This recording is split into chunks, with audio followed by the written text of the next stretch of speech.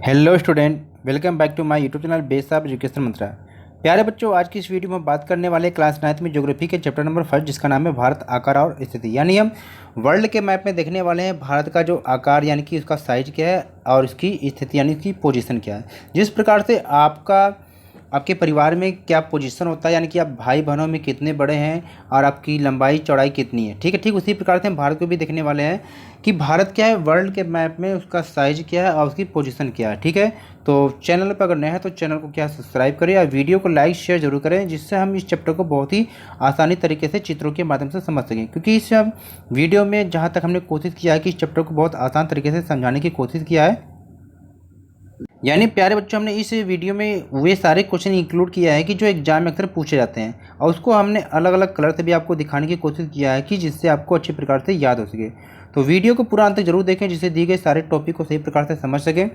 और वीडियो को लाइक जरूर करें अगर वीडियो अच्छी लगी तो, और कमेंट में जरूर बताएं कि वीडियो आपको कैसे लगी, ठीक है। तो चलिए शुरू करते हैं वीडियो को। तो पहला चैप्टर हमारा है क्लास 9th का ज्योग्राफी में, जिसका नाम है भारत आकार और स्थिति। तो सबसे पहले हम देखने वाले हैं कि भारत की स्थिति यानी किसी पोजीशन क्या है। तो जब स्थिति यानी पोजीशन की बात करते हैं तो यहाँ पर सबसे पहला टॉपिक क्या आता है कि भारत क्या है उत्तरी गोलार्ध में स्थित है। अब सवाल ये होता है कि गोलार्ध क्या होता है, तो चलिए इसको पहले समझ लेते हैं। मान लीजिए ग्लोब पे, ठीक है, ग्लोब पे एक ऐसी रेखा होती है जो पृथ्वी को दो बराबर भागों में बांटती है, जिसका नाम क्या है भूमध्य रेखा। इसको कभी कभी भूमध्य रेखा के साथ साथ विषुवत रेखा भी कहते हैं। इसका मान कितना होता है 0 डिग्री, ठीक है, यहाँ पर लिखा हुआ है। अब इसके जो ऊपर का भाग है इसे हम कहते हैं उत्तरी गोलार्ध करते हैं, और नीचे का जो भाग है इसे कहते हैं दक्षिणी गोलार्ध। गोलार्ध का मतलब होता है गोला का आधा, ठीक है। तो अभी हमने जान लिया कि भारत कहाँ पर ये उत्तरी गोलार्ध में स्थित है। लेकिन आपने अभी देखा कि पृथ्वी पर कुछ बड़ी रेखाएं होती हैं जिनको हम अक्षांश रेखाएं भी कहते हैं। इस तरह से जो रेखा होती है इसे अक्षांश रेखा भी हम कहते हैं। और ठीक इसी प्रकार से पृथ्वी पर कुछ खड़ी रेखाएं होती हैं जो काल्पनिक रेखाएं होती हैं, तो इसको कहते हैं देशांतर रेखाएं, ठीक है।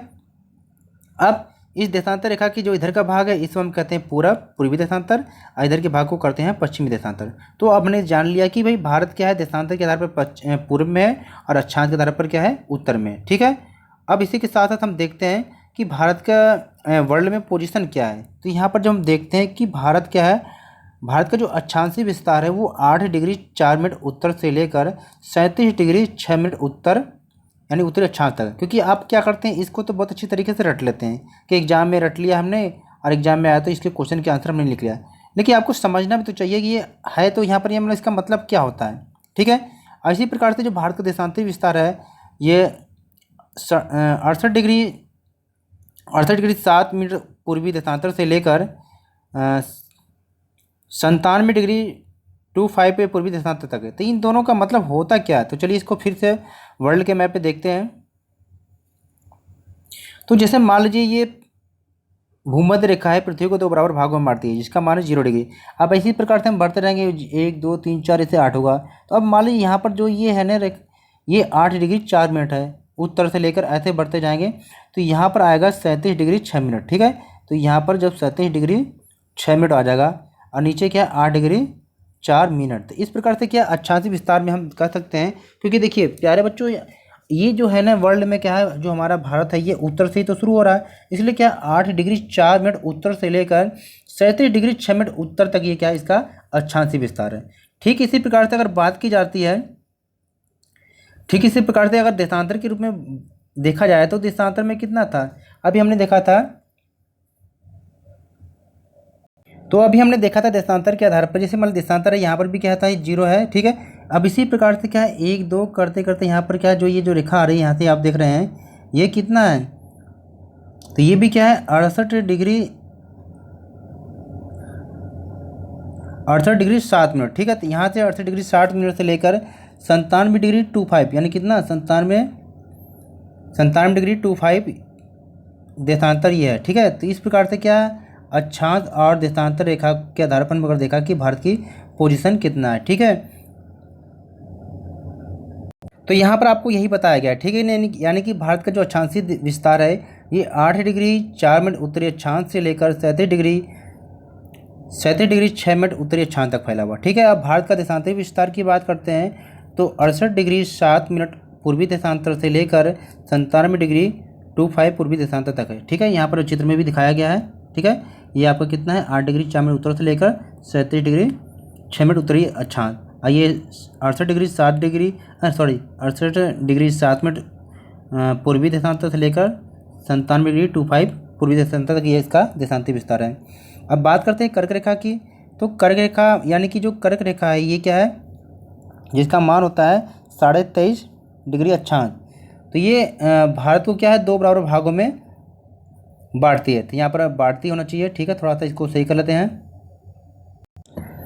ये जो कर्क रेखा है ये क्या है, भारत को 2 बराबर भागों में बांटती है, ठीक है। जैसे आप देख रहे हैं ये जो कर्क रेखा है ये क्या है, भारत को 2 भागों में बांट देती है। अगर ठीक इसी प्रकार से अगर क्वेश्चन आपसे पूछा जाता है कि भाई कर्क रेखा भारत के कितने राज्यों से होकर गुजरती है, तो ये 8 राज्यों से होकर गुजरती है, ठीक है। जैसे सबसे पहले यहाँ पर पड़ेगा आपका गुजरात पड़ेगा, फिर राजस्थान पड़ेगा, थोड़ा सा फिर मध्य प्रदेश, फिर छत्तीसगढ़ आपका, फिर इसी प्रकार झारखंड, फिर क्या है आपका झारखंड के बाद क्या है त्रिपुरा, और फिर क्या है मिजोरम। इस बात का आपको ध्यान देना है, ठीक है।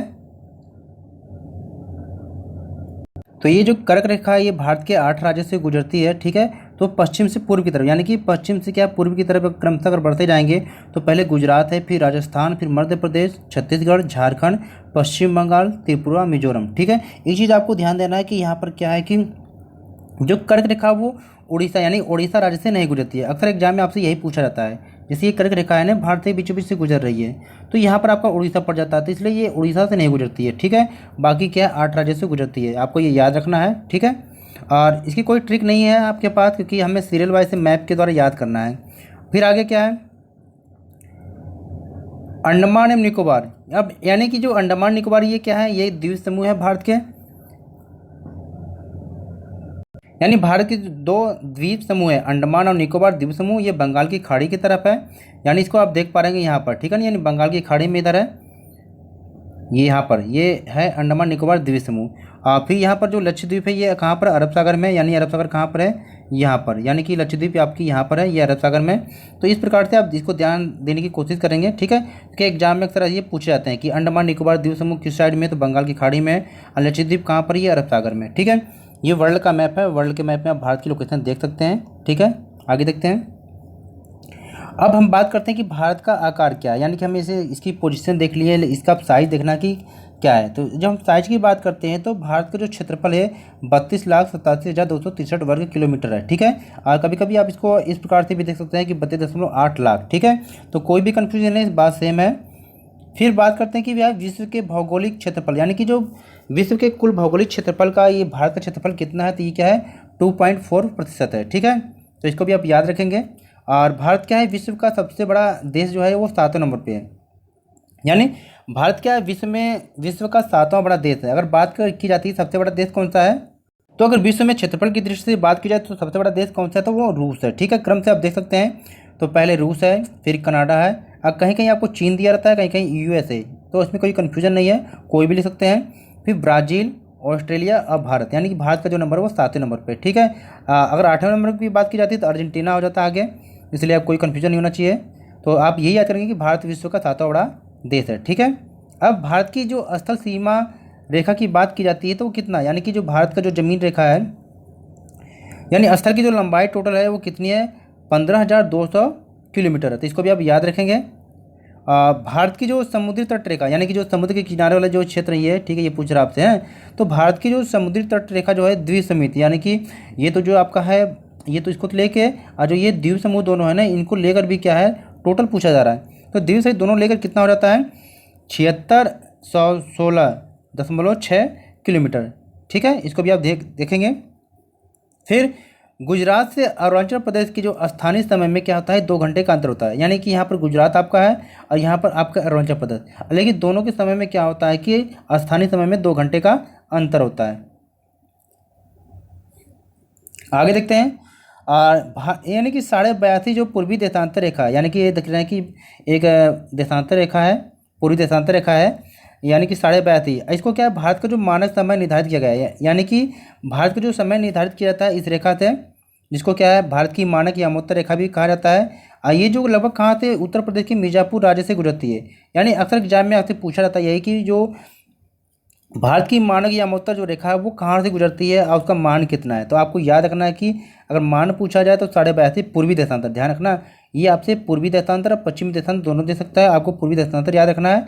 और ये कहाँ से गुजरती है, तो उत्तर प्रदेश के मिर्ज़ापुर राज्य से गुजरती है। ठीक है, ये रेखा है, आप इसको देख सकते हैं। ठीक है, आगे देखते हैं। फिर आपसे ये पूछा जा सकता है कि भाई पूर्व में क्या है, तो पूर्व में क्या, ये बंगाल की खाड़ी है। ठीक है, अब पश्चिम में ये अरब सागर है, उत्तर में हिमालय पर्वत है, और दक्षिण में हिंद महासागर है। ठीक है, यानी भारत के क्या है, पूर्व में बंगाल की खाड़ी, पश्चिम में अरब सागर है, उत्तर में हिमालय पर्वत और दक्षिण में हिंद महासागर है। ठीक है, तो इस प्रकार से आपको याद रखना है। और जब भी आप पढ़ेंगे आप मैप से के द्वारा समझेंगे, क्योंकि मैप से ही आप भूगोल को अच्छी प्रकार से समझ सकते हैं।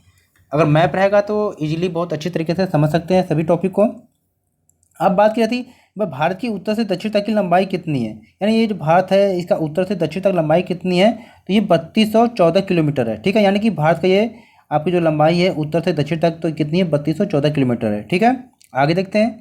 भारत की पूर्व से पश्चिम तक की जो चौड़ाई है वो कितनी है, 2933 किलोमीटर, यानी कि ये जो पश्चिम से पूर्व तक की जो इसकी चौड़ाई है वो 3233 किलोमीटर है। ठीक है, आप वीडियो को लाइक शेयर जरूर करें, क्योंकि वीडियो को बनाने में बहुत समय लगता है। आपके लिए स्पेशल नोट तैयार किया गया है कि एग्जाम की तैयारी अच्छे प्रकार से कर सके। और जो मेन पॉइंट है उसको आपको क्या हाईलाइट किया गया है, तो वीडियो को लाइक करें या कमेंट करके बताएं कि वीडियो कैसी लगी आपकी। अब यहाँ पर हम भारत और विश्व के बारे में देख सकते हैं कि भारत का विश्व के साथ क्या संबंध है। ठीक है, तो भारत क्या है, एशिया महाद्वीप के पूर्व और पश्चिम के मध्य स्थित है। तो आप सभी को पता होना चाहिए कि जो भारत क्या है ये किस महाद्वीप में स्थित है, तो आप सभी को पता होगा कि एशिया महाद्वीप में स्थित है। और कहाँ पर है, पूर्व और पश्चिम के मध्य में। ठीक है, आगे देखते हैं। और हिंद महासागर क्या है, पश्चिमी देशों को पूर्व के एशियाई देशों से मिलाता है। जो हिंद महासागर है, क्योंकि आप जानते हैं कि हिंद महासागर का नाम एक देश के नाम पर पड़ा है, वो भारत है। और साथ साथ हिंद महासागर में क्या है, भारत की तटरेखा सबसे लंबी है। यानी कि जो अगर हिंद महासागर में अगर देखा जाए तो भारत की जो तट रेखा है ये सबसे लंबी है। और भारत क्या है, विश्व के देशों के साथ इसका पुराना जो संपर्क बना हुआ है। ठीक है, और इन मार्गों से क्या होता था कि प्राचीन काल में लोग क्या है, विचारों और वस्तुओं का आदान प्रदान भी करते थे। क्योंकि आप सभी जानते हैं कि प्राचीन काल में जो यात्राएं की जाती थी वो समुद्र के द्वारा की जाती थी, जिससे क्या होता था कि एक देश के लोग दूसरे देश से सामान यानी कि वस्तुओं और विचारों का आदान प्रदान करते थे। ठीक इसी प्रकार से क्या उपनिषदों के विचार भी, रामायण, पंचतंत्र की कहानियाँ एवं अंक व दशमलव प्रणाली जो संसार के अन्य देशों तक पहुँची थी। यानी कि भारत से होते हुए क्या है, क्योंकि व्यापार के माध्यम से जो लोग भारत में आए थे तो उनके साथ बहुत सारे दार्शनिक भी आए थे। तो इस तरह से क्या है, उपनिषद के विचार, रामायण और बाकी पंचतंत्र या अंक व दशमलव की जो प्रणाली थे ये संसार के अन्य देशों तक भी पहुँची। इसी के साथ जो मसाले या मलमल यानी आदि कपड़े, व्यापार के अन्य सामान भी क्या हुए, भारत से अन्य देशों तक भी पहुंचा। अब यहाँ पर हम देखते हैं कि भारत के पड़ोसी देश। अब पड़ोसी देश का मतलब क्या होता है, जैसे आपके घर के आसपास जो भी आपके पड़ोसी होते हैं, ठीक इसी प्रकार से अगर पड़ोसी देश की बात होती है तो हमारे देश के आसपास जो भी देश होते हैं उन्हें हम पड़ोसी देश के नाम से जानते हैं। तो इसमें आप देख सकते हैं कि पाकिस्तान है, अफगानिस्तान है, यहाँ पर चीन है, नेपाल है, भूटान है, बांग्लादेश है, म्यांमार है, नीचे श्रीलंका है। तो ये क्या है, आपके क्या है, पड़ोसी देश हैं। आप देख रहे हैं कि कुछ जो पड़ोसी देश है वो स्थल से यानी कि ज़मीन के रास्ते से जुड़े हुए हैं, और कुछ जो पड़ोसी देश है वो जो समुद्र के रास्ते से जुड़े हुए हैं। तो चलिए देखते हैं कि कौन से ऐसे देश जो हैं जो स्थल से जुड़े हैं, कौन समुद्र से।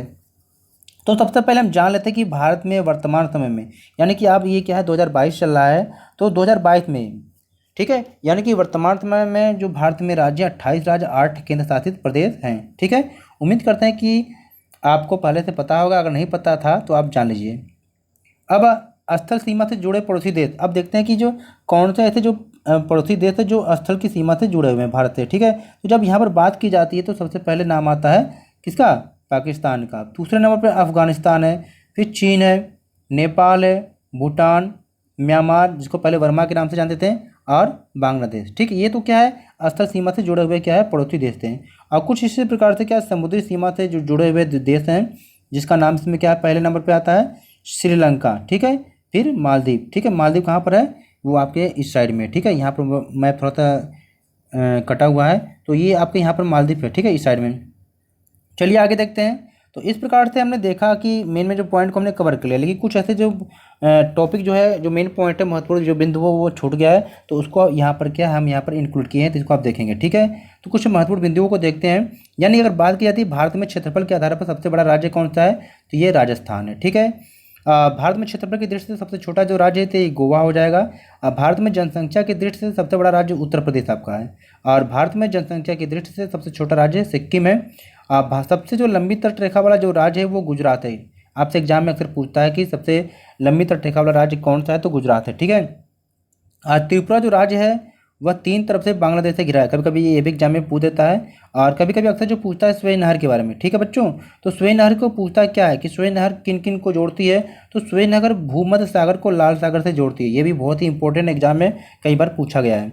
और भारत और श्रीलंका को, ये देखो ये भी पूछा जाता है। ये 2 क्वेश्चन जो बहुत ही महत्वपूर्ण है, इसे भूलना ना। अब क्या है कि भारत और श्रीलंका को अलग करने वाली जो संधि है इसका नाम क्या है, तो ये पूछता है, तो इसका नाम क्या है, पाक जल संधि।